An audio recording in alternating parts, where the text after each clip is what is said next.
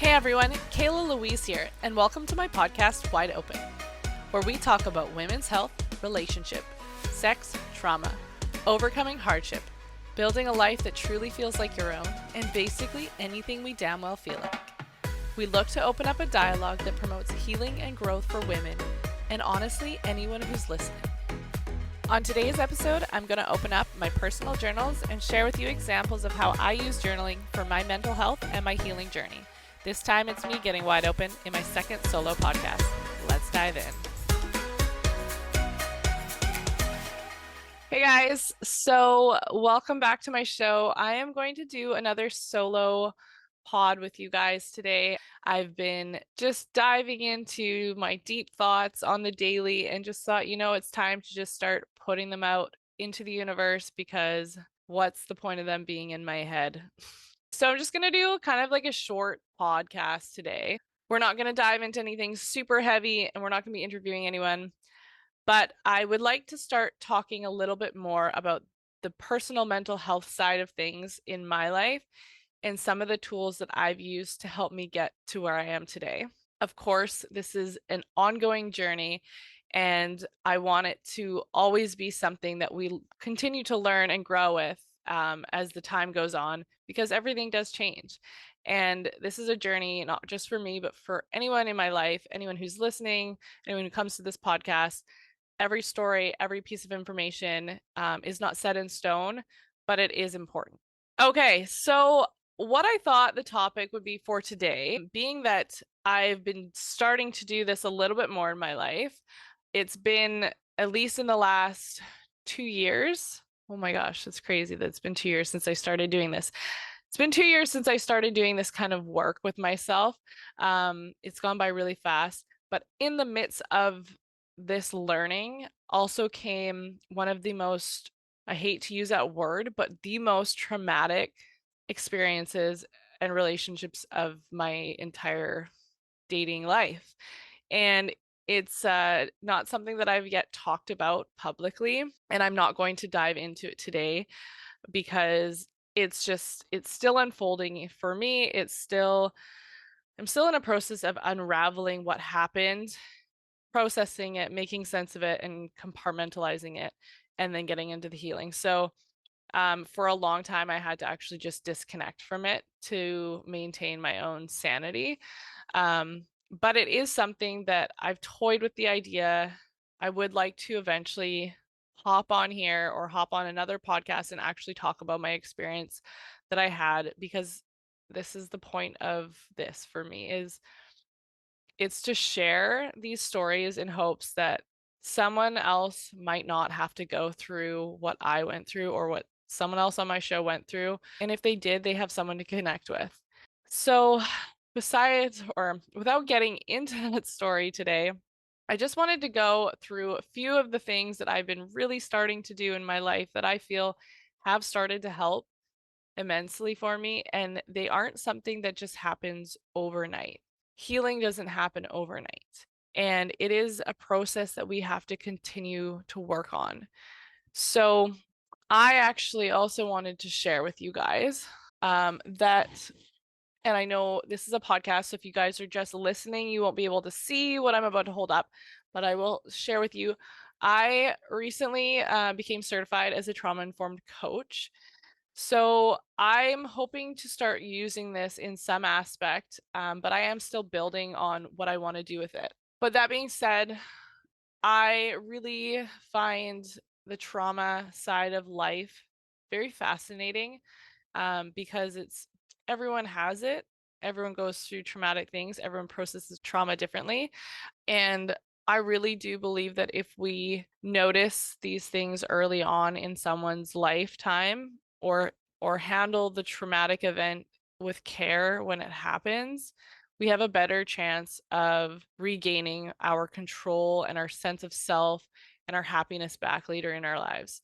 So, we're also not going to go too much into trauma today. Just trying to give a little bit of a backstory of why I'm going to do this podcast today. But this is going to give you guys a little bit of an idea of what I've been starting to do, or what I've been doing and really diving into recently with my healing process. Okay, so I'm going to talk about my journaling.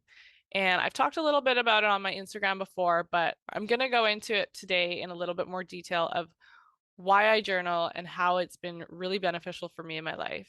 So, I've always been a writer. I've always been someone who's wrote songs, poetry. It's how I get myself to work through my thoughts. Pen to paper is just, it's my therapy. It's not for everyone, but it's also a skill that you can learn if it hasn't been your therapy, that can maybe be a tool that you can then use for therapy. So, I will show you guys. I have, and again, if you're just listening to this, you're not going to be able to see, but I have in front of me 4 journals that are, some of them have more in them than others. So these are like my 4, I would say 3 main journals. One of them is kind of just an extra that I started writing in, probably because I didn't have my main one, but there is something in it that's kind of interesting that I found. So let's say my main 3 journals, I've got my main journal, which I just do like everyday life stuff.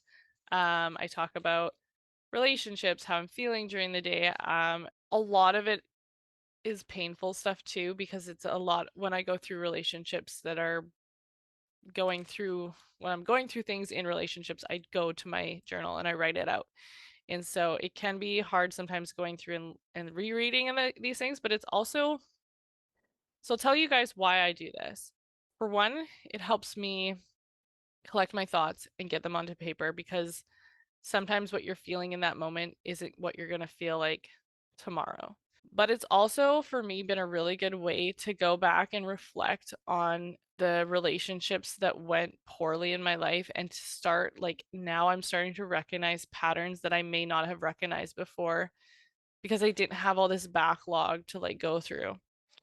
And I didn't have the awareness yet too to start like piecing it all together. So I really actually do go through and read some of my old stuff, as hard as it can be, but it helps me just like piece together these patterns and recognize things that I now want to stop. The other journal that I have is my health check journal. So this one is something I started, I guess, a year and a half ago. I started this one specifically because I had some health problems that happened. And I just found that writing all about my day and my health in one big lump sum was just too much. And so I started doing a point form of kind of everything that I was feeling that day. And it's not every day, but it's, it could be weekly, it could be monthly. So just for like an example, how I've organized it lately is I have sections on the page, and one is skin. So if I have skin rashes, which I tend to get often, eczema type rashes, I've had back rashes, spinal, like through my spine, on the back of my neck. I currently have one. I get bad eczema in my ears. Um, just any sort of rash skin condition, I always put on here. Then I have aches, so lower back, have chronic lower back pain. So that one kind of, it never goes away, but I've noticed the fluctuation. And this is also, I'll tell you guys this, especially if you're a woman, this is extremely important if you don't understand your cycle. When I was a young girl, I didn't actually correlate my mood with my cycle. And for a very, very long time, I do believe there may have been depression as well, but there was a moment in my life where I actually thought I was bipolar, because I had such extreme mood swings. And as I started writing them out, I started noticing that they always came monthly. And then I started piecing that with my cycle, and that's when it really, like, it took me over 27 years to piece all this together. Like, nobody explained this to me. Nobody showed me how to do this. Nobody even told me that it's possible that your cycle could be messing that much with your hormones, and it is. It's hormonal changes. Um, so I kind of self-diagnosed myself with bipolar, and then unself-diagnosed myself with, like, it's just funny how it all happened, but it all started really when I started journaling and connecting the dots. So my lower back pain definitely flares up during my cycle, and then it can ramp back down. So that's something that it helps me figure out what I'm going to do during a week, how heavy I'm going to work, if I'm going to take on extra shifts. So that's been a help. I've got digestion in here. I've got heart. So for a while I was having bad heart palpitations, and my father recently went through open heart surgery. So I really wanted to start writing down things to do with my heart, because as much as I don't think it'll come to me, like it's likely not genetic, there is also a chance that it is genetic. So it's something, and I was noticing some pretty weird heart murmurs and things for a while. I've got my ears because I've had really bad ear eczema. And then I write down my diet, my stress level, and then if I'm taking any medication, which I don't usually, but I did start on Wellbutrin at one point, and I always like to start noting how the medication makes me feel, and like dry mouth, sleep, insomnia. I think it's really important, again, to document and write in a diary when you start medication and how you're feeling through it. And then I also have like side notes that I had a massage and I wore my night guard to bed, and how much gym time I did. So little things like that. And then my third journal, which I just started more recently and I haven't been on it as much, but this is where I am starting to do my intentions and my gratitude. And that one it's like, again, this is like tale as old as time. I've been doing this one for a long time. This one was like implemented a year and a half ago with my health and recognizing patterns in my health. And now I'm doing the gratitude one. So it's like I'm starting to layer all these new things that I've been learning. And it's really kind of cool how the trauma never goes away, but it really does become more manageable. Your window of tolerance becomes easier. And the one thing I was noticing, especially with myself, is that if I didn't have it written down, I would forget. So, like, for example, if I said, I am really happy that I have a job, something similar to that. And then some days I am really happy. I'm happy I had a job. There's days when I'm so just I can't get out of my head and everything's so negative. And then I open up my gratitudes and I read those and I remind myself that there was a day that I actually was just so happy that my job made me happy. So those sometimes are the big reminders you need to like look at on a piece of paper. And I think that is really important. So those are my journals. I'm the crazy journal lady. Um, okay, so I'm gonna go through my main journal, and I also I write songs in here. I write honestly anything that comes to my head. So I have these weird notes and theories that I come up with, which I don't know. I actually love going back and reading my theories, because then sometimes the psychologist comes out and states it as a public thing, and I'm like, hey, I was actually kind of smart on that one. But for anyone who wants to know how I write, organize, manifest, this is kind of a dive into my personal journal. I'm not going to get too personal, but first off, I flagged a few things here. I wrote out my what I wanted in a lover and a life partner. And I actually want to save some of these because I'm going to do a podcast with a couple of my girlfriends and we're going to actually talk a little bit about dating life. And so I might actually read all these off in my dating life if anyone wants to know what I actually look for in a lover and a partner. But again, it was like I wrote it out because every time I fall for the wrong guy, I go back to this bad boy and I say, look, there are some key points missing. And and a lot of you are gonna be like, oh, she's a list girl. Check the boxes. Yes and no. There are some things that I would say are my requires, and there's some things that I would say are my desires. And these things are kind of a mix, but I have stars next to the requires. And I think that is something that is important for you as a person to write down. Is this trait of a person something that you can live with, work with, negotiate with? Or is this like a hell no, like my life will be ruined if this person has this trait. That's understanding yourself, though.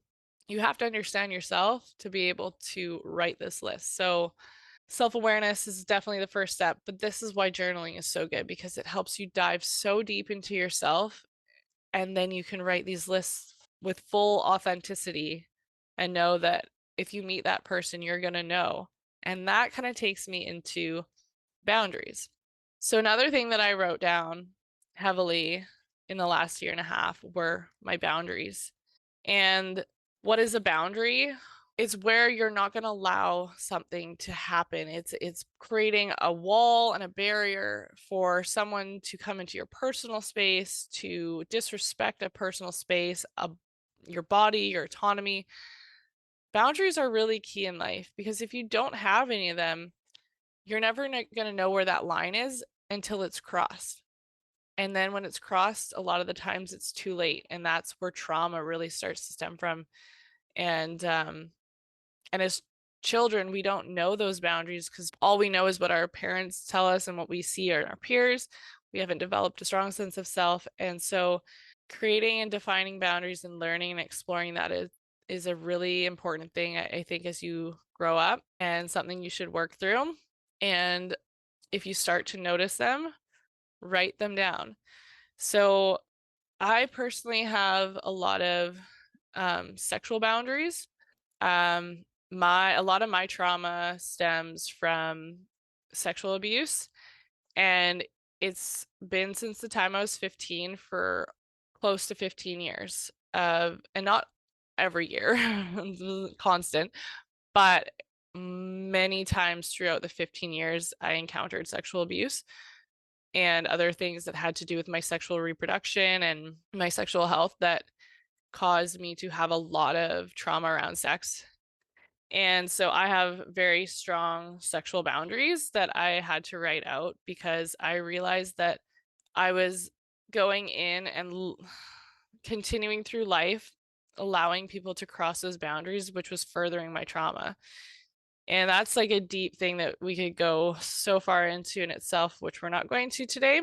But it's just an example of why boundaries and defining them is really important. Because if I had known and maybe wrote them down and really, really worked on them myself, I might have saved myself more years of sexual assault and sexual abuse because it would have been more clear. And I'm not saying that even then it wouldn't have happened. It's hard to say, but like the ability to say no, it like as a young girl, learning to say no when you are have been taught to say yes or whatever the case is, able and learning to say no is actually a skill that you have to learn for a lot of people. And so I should have been working on that a lot more clearly when I was younger. And now it's something I'm working on heavily now. So, okay.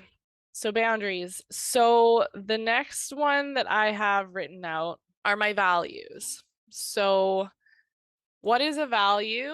Well, according to the Oxford Dictionary, values are a person's principles or standards of behavior, one's judgment of what is important in life.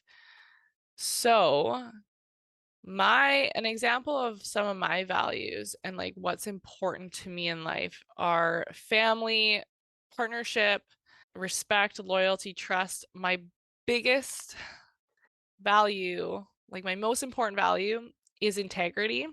And that's in the do as you say, keep your word, authenticity.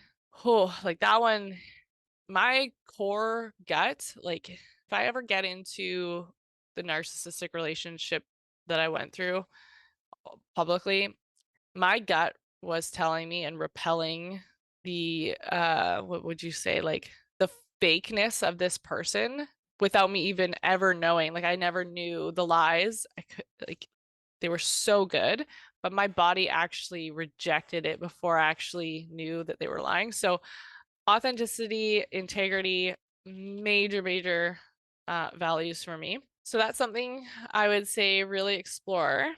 And let's see what else is in my trusty journal here. There was a time when I and this was also during my abusive, my crazy narcissistic relationship, that my ex and I started exploring shame. And it was more supposed to be towards him. We were working through his shame. Um, but it also made me start to reflect on my own shame and what shame meant to me, and how shame actually shaped my life as a young girl. Um, because going even back to the time that I was 6 years old, there was something that happened in my life that I felt such immense shame for, that I think it triggered a bit of the snowball that led to a lot of the sexual abuse and sexual stuff that happened in my life. And so it was very interesting to go back and start going through moments in my life where I felt shame, but then also giving myself the ability to let that shame go and not hold on to it anymore. So that was something that I felt was very interesting to explore. So if you've never explored your shame, something worth writing out.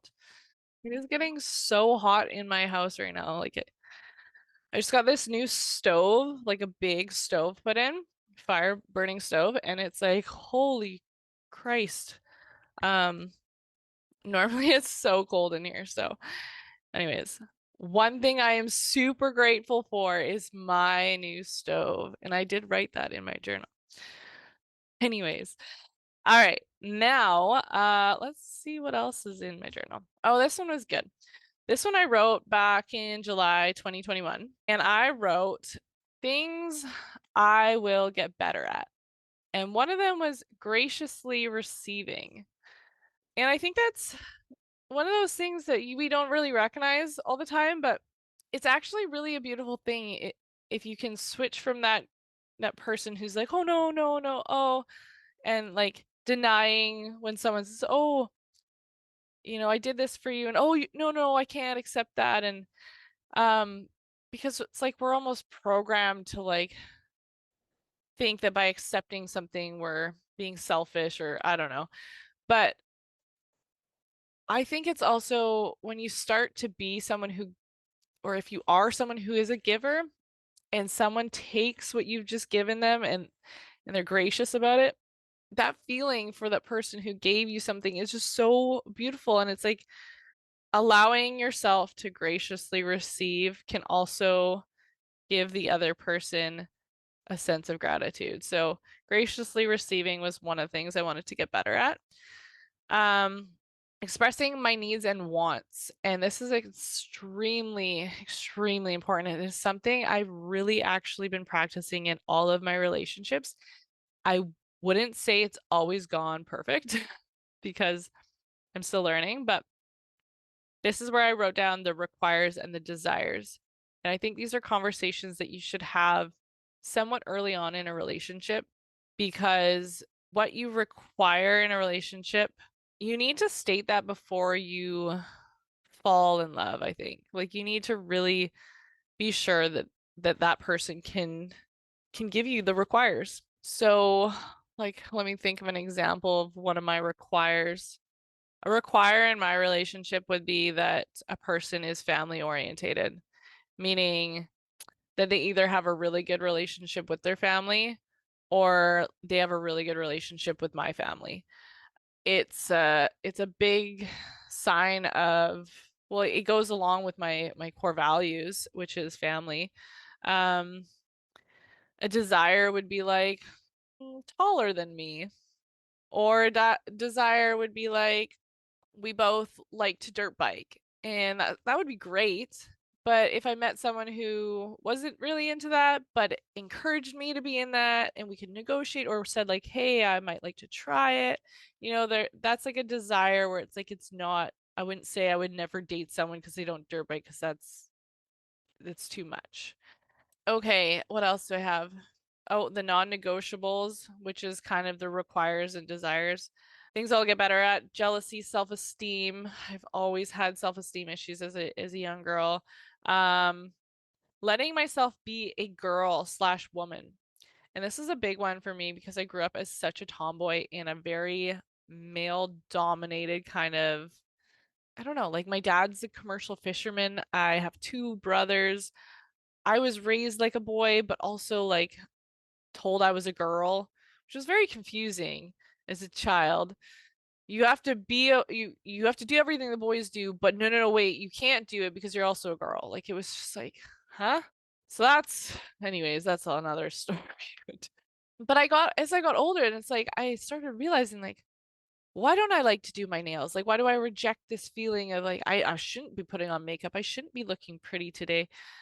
And it's all like it's this stupid double standard that I'm not blaming my father because he's a brilliant, amazing man, but it was kind of like this double standard my dad put on me. And he loves me. He's an amazing man, but man, it really fucked with my head.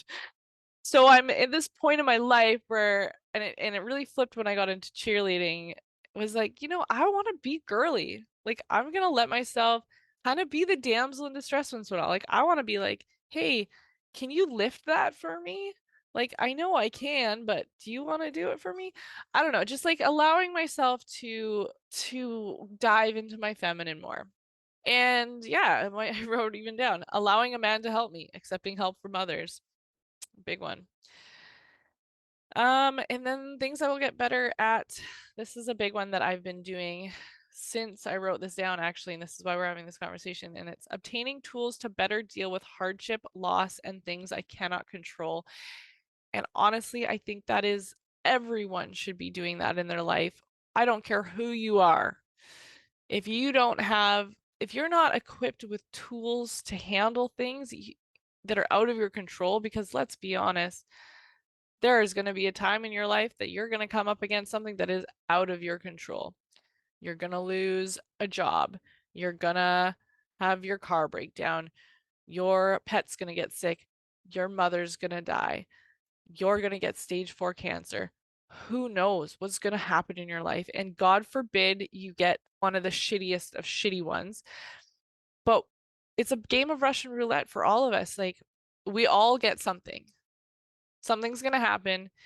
And if you live a beautiful life until the end, you're still going to die in the end. And it's going to be a hardship. And I think we need to equip ourselves for what's going to happen because then it doesn't have to be so bad. I think there is still beauty in all the hardships. So, yes, better equipping yourself, getting the skills. It's just like learning to ride a bike, doing the skills to get better at it. Um, so that's a little example of things that I chose are things that I wanted to get better at back in July. And I would say I'm doing pretty good on most of those. I definitely have some work to do on a lot of them, but it's cool to read back and see some of those things. And again, it's like this is why I write it out so that I can reflect and say, hey, am I actually making improvements and do I need to start working on some of these again? So this is kind of a little bit of a weirder one. And this is, again, this is going through like that really awful relationship I went through. And I actually ended up writing down reasons why I should leave.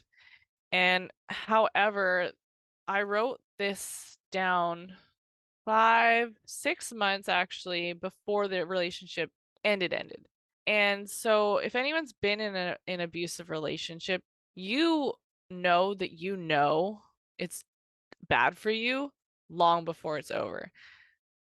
Sometimes if you're a really, really well-equipped woman who's done all this work, you can leave that situation a lot earlier, but a lot of the times you are going to end up going through that relationship for a long time, even after you know that it's bad for you. So, reading back on these things and rewriting them down over and over and over again for myself was one of the key factors that made me leave. And it was still very hard. So, it is interesting because even when the door seemed like it was closed, when the dust settles, sometimes your mind forgets. It wants to look at all the good things that happen. And if I mean, this one was a little bit easier to cut the cord, But with abusive relationships, it's very, very easy to go back to it. And I wanted to make sure that I wrote down every bad thing that he ever did to me because I did not want to have any of those good things come into my head and overshadow the unfathomable, malicious shit that he did to me. So if you've ever been in an abusive relationship, if you're in an abusive relationship, this is one of those things that I definitely recommend doing to help you start the process of leaving. Okay. So, September 10th of 22. This one I wrote out my 10 blessings. And again, these are really they're the gratitudes and this is where the neuroplasticity comes in. It's retraining your brain. It's like, when they say positivity, positive thoughts create positive action. And it's because if we keep building on the beautiful things in our lives, then like how do we put it? Where we put the focus, where we put our energy, where we water the grass, that's where the grass is going to be the greenest. So I just think it's really good. We don't want to deny that there's stuff happening in our lives that's negative. We don't want to compartmentalize and bury and neglect the parts of us that the wounds that need healing. But during all that, we also really need to dose ourselves in the positives too. So it's kind of like it's a dance. Healing is a dance, and it can be beautiful. So allow yourself to also recognize the beautiful things and the blessings in your life, even if it's not always beautiful. Okay. Whew. My journaling is can be exhausting to say the least. What a story. What a story I have to tell. More writing more about what I want in a relationship. I was dating a guy and I literally wrote out the pros and cons to help me decide if I was going to stick around.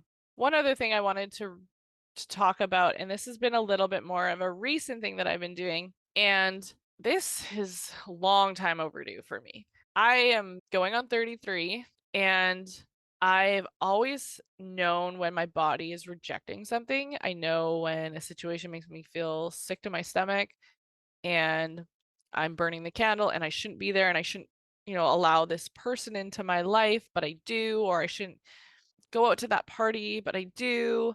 And I struggled a lot with not listening to my gut instincts and then regretting it. Probably a tale as old as time for many people.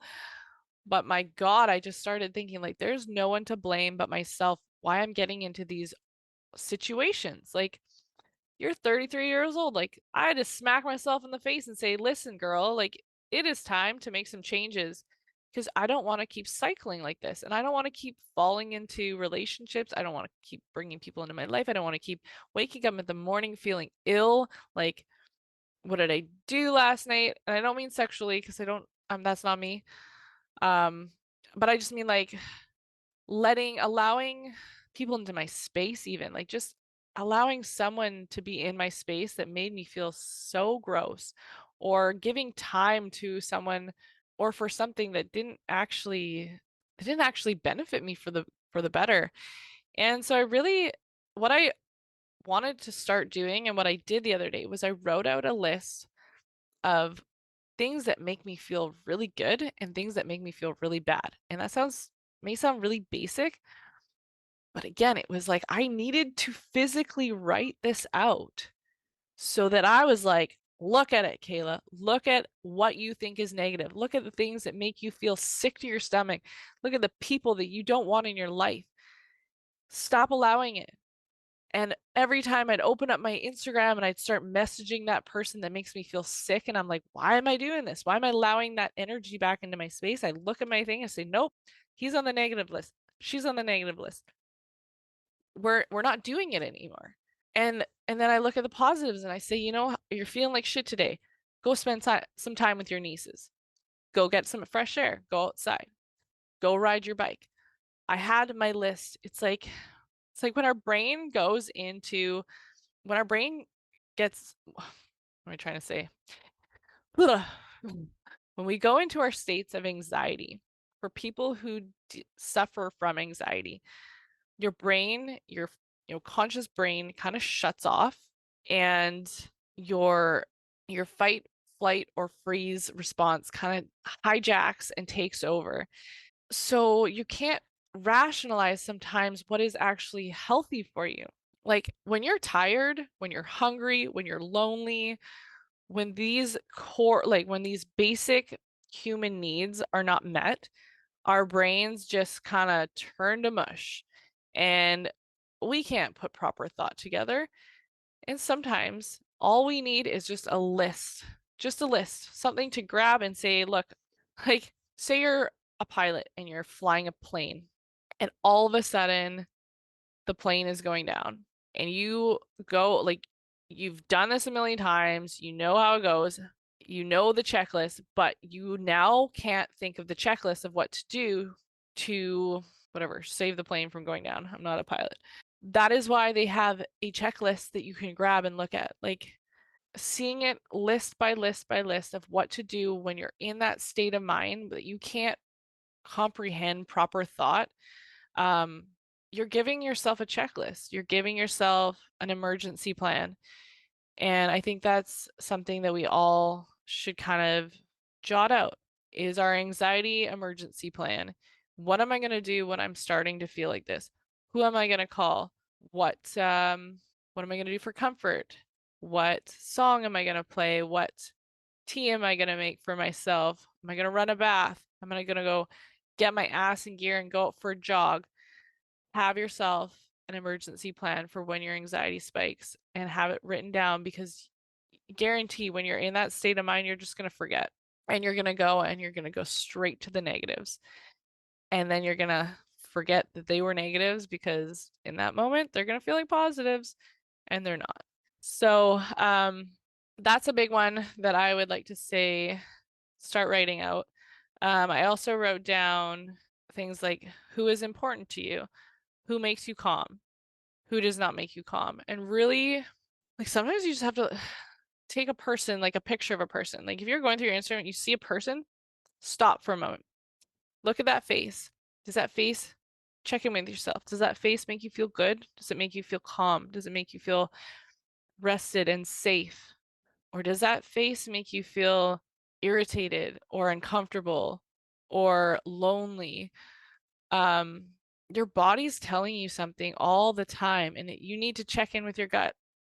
So again, just little tips and tricks of things that I've been doing lately that I think, I'm still practicing, I'm still working on, but they are starting to make massive differences in my life. And I really, really, really wish I had this knowledge when I was 20, 25 even, because it could have saved me from immense amount of years of just letting in toxic bullshit.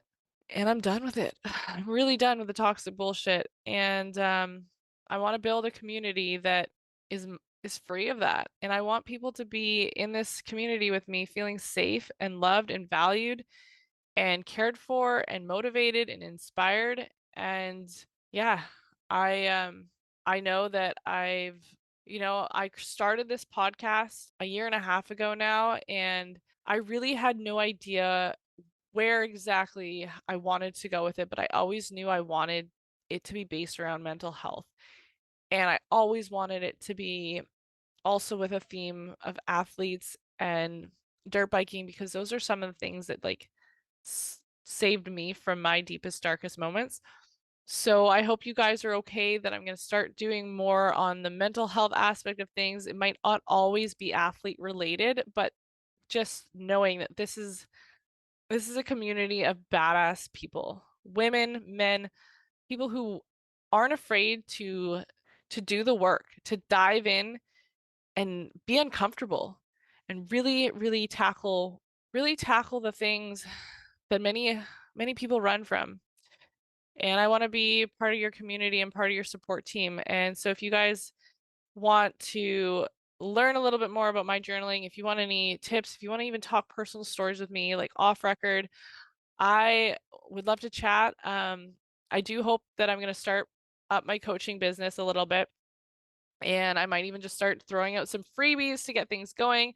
So I love talking with you guys. I love talking with the people in my community and giving my insight and resources and giving you a place to share, just share and be safe to be yourself. So thank you guys. I hope this wasn't too much of a ramble and rant. It's a little bit of a late night for me right now. I haven't been sleeping very much. Um, Good things. I just bought a motorcycle today. Haven't really publicly announced that yet. But yeah, it's exciting. So I'm going to jet off this thing and get ready for bed. And everyone have a good night, day, wherever, whenever you're listening to this. Thank you again for listening. Much love and healing.